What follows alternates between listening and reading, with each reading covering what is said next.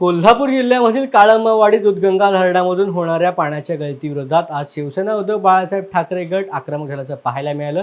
शासनाने तातडीने उपाययोजना करून धरणामधून होणाऱ्या पाण्याची गळती थांबवावी, अन्यथा 3 जूनला धरणामध्ये उतरून जलसमाधी घेण्याचा इशारा यावेळेला आंदोलकांनी दिला असून याबाबतचं नियोजन शिष्टमंडळाने पाटबंधारे विभागाचे अधीक्षक अभियंता अभिजित म्हेत्रे यांना दिले। यावेळेला आंदोलकांनी अधिकाऱ्यांना घेराव घालून चांगलंच धारेवर धरलं। गळतीमुळे पाटबंधारे विभागाने यंदा शेतकऱ्यांना ऊसाची लागवड करू नये अशा सूचना दिल्या होत्या। मात्र धरणाच्या गळतीच्या कामांचा बोजवारा उडाल्यामुळे धरणामधून पाण्याचा विसर्ग सुरू आहे।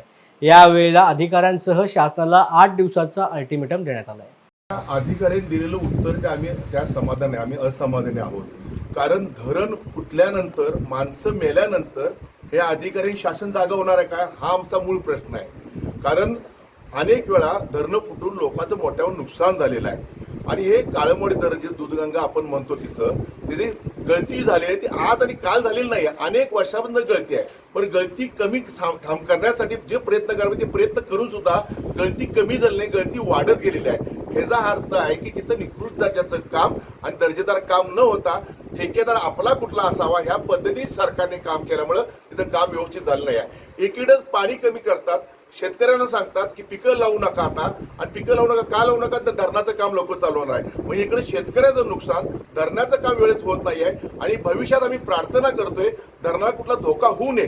परंतु हे असंवेदनशील सरकार आणि इथले जे प्रमुख अधिकारी आहेत त्यांची जी काम करण्याची पद्धत आहे ती अत्यंत संत गती असल्याने कारणानं भविष्यात धरणाला धोका होऊ शकतो। आम्ही 3 तारखेला साधारण सोमवारी लवकरात लवकर यांनी कारवाई करावी, शासनाला आमच्या भूमिका कळवाव्यात, अन्यथा 3 तारखेला शिवसेना उद्धव बाळासाहेब ठाकरेंचे सर्व शिवसैनिक तिथं धरणात उतरून यांचा निषेध करतील। आम्ही धरणामध्ये या संदर्भात आम्ही पुढची दिशा दिली आहे। त्यांना जनसमाधी आंदोलन